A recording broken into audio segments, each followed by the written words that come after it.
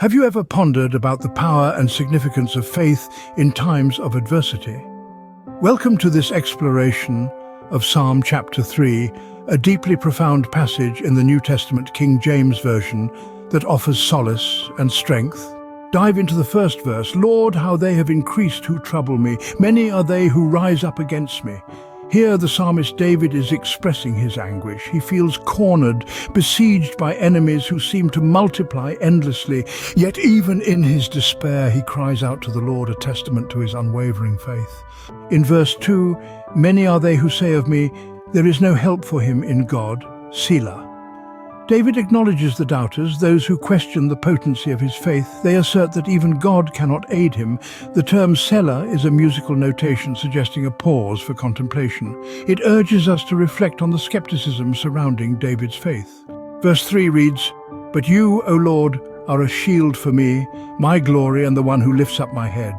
Here, David recognizes God as his shield, his protector. He sees God as the one who uplifts him, restoring his dignity and honor amidst the trials. This verse affirms the power of faith even when circumstances seem dire.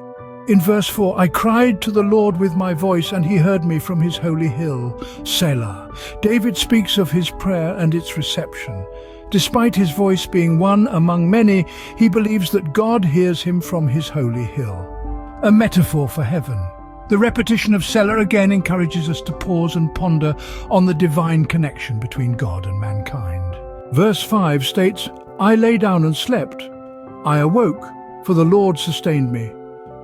David's faith allows him to sleep peacefully, secure in the knowledge that God watches over him.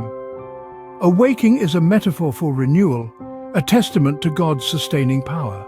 Verse 6, I will not be afraid of 10,000s of people who have set themselves against me all around. David's faith emboldens him. He will not fear even if he is surrounded by countless enemies. His trust in God outweighs any earthly threat. In the final verse, verse 7, Arise, O Lord, save me, O my God, for you have struck all my enemies on the cheekbone, you have broken the teeth of the ungodly.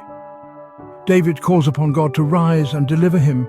He expresses a belief that God will strike down his enemies, a vivid metaphor for divine intervention against the ungodly.